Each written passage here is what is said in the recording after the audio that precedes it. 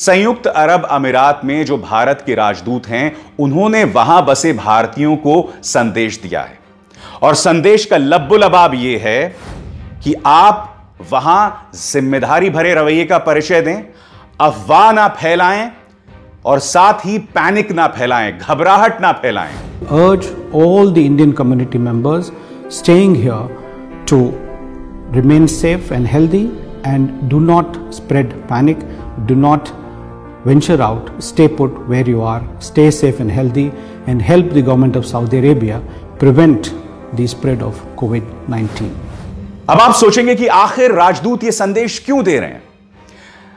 राजदूत इसलिए यह संदेश दे रहे हैं क्योंकि संयुक्त अरब अमीरात, कतर, कुवैत, सऊदी अरब में कई भारतीय जो फंसे हुए हैं वो वहां पर मुस्लिम विरोधी बयान दे रहे हैं। वो वहां पर बैठे बैठे देश की नाक काट रहे हैं। नतीजा यह हो रहा है कि अब वहां की सरकारों में जबरदस्त गुस्सा है।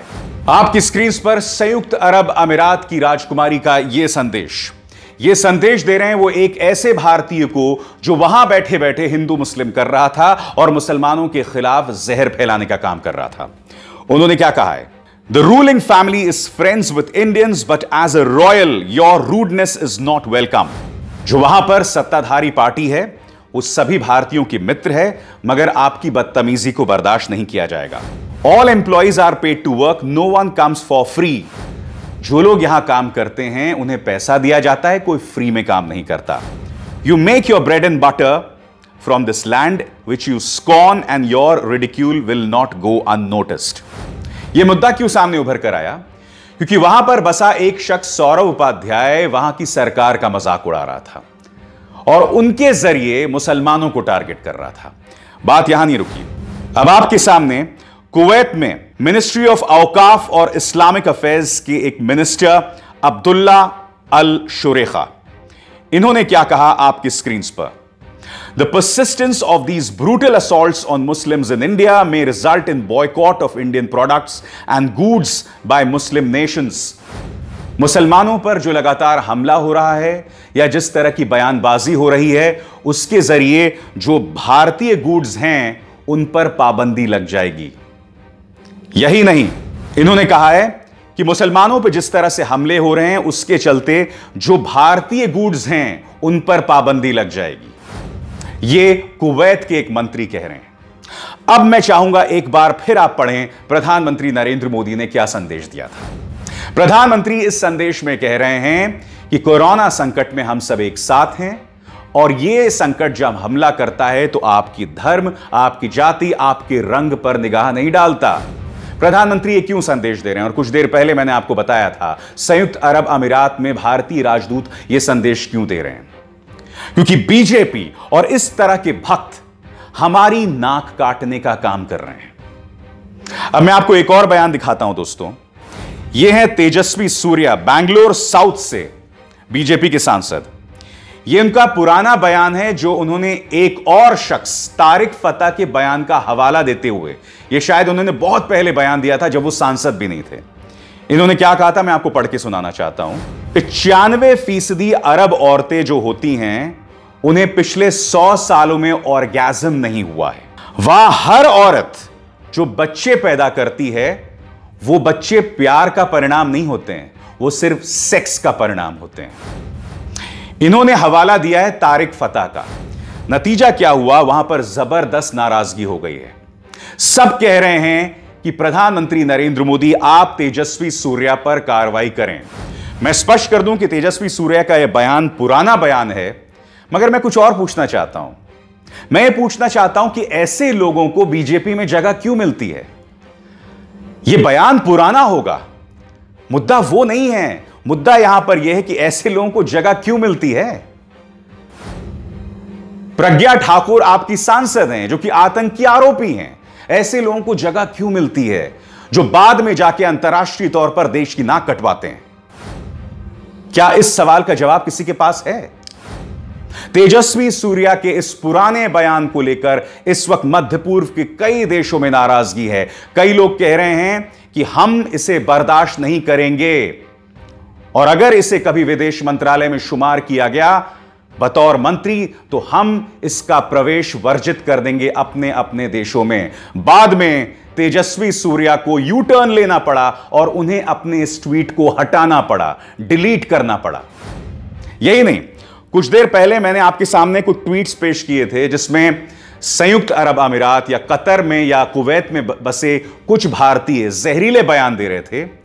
उन्हें भी जब धमकी मिली तो अपने ट्वीट्स इन्होंने डिलीट कर दिए। मैं आपसे कुछ और कहना चाहता हूं, अगर आपको लगता है कि आपने वाकई कोई बहुत महान बात की है तो आप उसे हटा क्यों रहे हैं, आप डिलीट क्यों कर रहे हैं? जो वहां पर इस्लामिक कानून है, आप उसके हिसाब से कानून का सामना क्यों नहीं करते हैं? आप सावरकर आसनम क्यों कर रहे हैं, बताइए।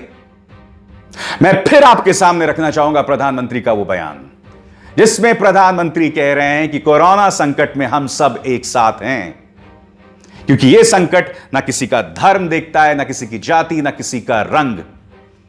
मगर बीजेपी क्या कर रही है, उसके नेता क्या कर रहे हैं, इनके भक्त विदेशों में क्या कर रहे हैं, यह सब आपके सामने है।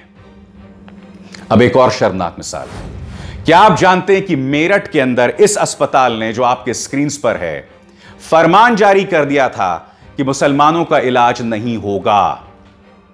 नतीजा क्या होता है कि पुलिस ने इस मामले में अब केस दर्ज कर दिया है। यानी कि जो जहरीला प्रोपेगेंडा चलाया जा रहा है, अब अस्पताल भी खुलेआम, और मेरठ यह अस्पताल कहीं किसी गांव कस्बे का नहीं है, मेरठ का अस्पताल है। इनकी बेशर्मी की इस कदर इंतहा है कि इस तरह से जहर खुलेआम फैला रहे हैं। पुलिस तक को अब कार्रवाई करनी पड़ी है।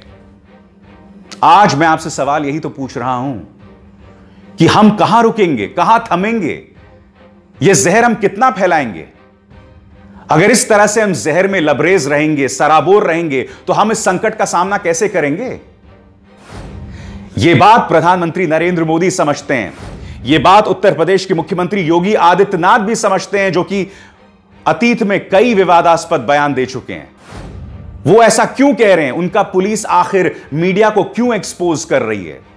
वो इसलिए एक्सपोज कर रहे हैं क्योंकि वो जानते हैं हमारी प्राथमिकता है कोरोना संकट का समाधान। हमारी ये प्राथमिकता है। हमारी प्राथमिकता ये नहीं है कि अभी समाज के अंदर दंगे फैल जाएं, और ये मीडिया इसके अलावा कुछ नहीं कर रही है। मैं आपको पहले भी मिसाल दे चुका हूं, एक बार फिर मिसाल देता हूं। इंडिया टीवी ने यह खबर चलाई थी कि किस तरह से तबलीगी जमात का नेता जो है थूकने की वकालत कर रहा है। बाद में ऑल्ट न्यूज ने पड़ताल की और पता चला कि वीडियो बहुत पुराना है, साल 2017 का है। इंडिया टीवी को शर्म के मारे अपनी इस स्टोरी को हटाना पड़ा। आपको याद है इंडिया टुडे का वो स्टिंग ऑपरेशन जिसके अंदर उनकी कुछ रिपोर्टर्स एक मदरसे के अंदर घुसे और यह कहा कि ये जो बच्चे यहां फंसे हुए हैं, कोरोना संकट को लेकर जो नियम कानून है उसकी पूरी तरह से धज्जियां उड़ा दी गई थी। उसमें मैंने कुछ सवाल पूछे थे। नंबर 1, इन बच्चों को उनके घरों तक कैसे पहुंचाया जाता अगर ये लोग यहां नहीं रहते? क्योंकि हम जानते हैं कि जब प्रधानमंत्री ने घोषणा कर दी थी और सिर्फ 4 घंटे का वक्त दिया था, तो कितने ही मजदूर, गरीब मजदूर अपने बच्चों को अपने कंधों पर टांगे दिल्ली से बिहार तक के लिए निकल गए थे। ये न्यूज चैनल्स क्या चाहते हैं कि इस तरह से ये गरीब बच्चे, मदरसे के गरीब बच्चे सड़कों पर निकल जाते। अब न्यूज लॉन्ड्री की पड़ताल आपके सामने है। न्यूज लॉन्ड्री की इस पड़ताल में यह बात सामने उभर कर आई है कि जो भी दावे किए गए थे इसमें वो सरासर झूठे हैं, और यह दावा कोई और नहीं बल्कि दिल्ली पुलिस के मुलाजिम कर रहे हैं। दिल्ली पुलिस के मुलाजिम न्यूज लॉन्ड्री की इस खबर के मुताबिक यह कह रहे हैं कि जिस तरह के दावे स्टिंग ऑपरेशन में किए थे वो सरासर गलत थे। तो क्या इंडिया टुडे इस सवाल का जवाब देगा कि इस वक्त आपको स्टिंग ऑपरेशन करने की क्या जरूरत थी? बताइए। आज हमारी मीडिया, सत्ताधारी बीजेपी के कुछ छुटभैया नेता सरासर कोरोना संकट के खिलाफ हमारी जंग को कमजोर कर रहे हैं। न सिर्फ कमजोर कर रहे हैं बल्कि प्रधानमंत्री नरेंद्र मोदी के हाथ भी कमजोर कर रहे हैं। वो संदेश एक बार फिर आपकी स्क्रीन पर, और यह संदेश मैं आपको क्यों बार बार दिखा रहा हूं, ताकि आप समझ जाएं कि कोरोना संकट का हल हिंदू मुस्लिम करके नहीं होने वाला है। ये जो तमाम मिसालें सामने उभर कर आ रही हैं, वो सिर्फ देश के माथे पर बदनामी लगा रही हैं और कुछ नहीं। ये सरल सी बात आप कब समझेंगे? खैर, बेबाक में बस इतना ही। मेरी आप सबसे अपील कि इस कार्यक्रम को ज्यादा से ज्यादा लोगों तक पहुंचाएं, इसे लाइक करें, शेयर करें और द लाइव टीवी को सब्सक्राइब करें। नमस्कार। द लाइव टीवी, सच सबसे आगे।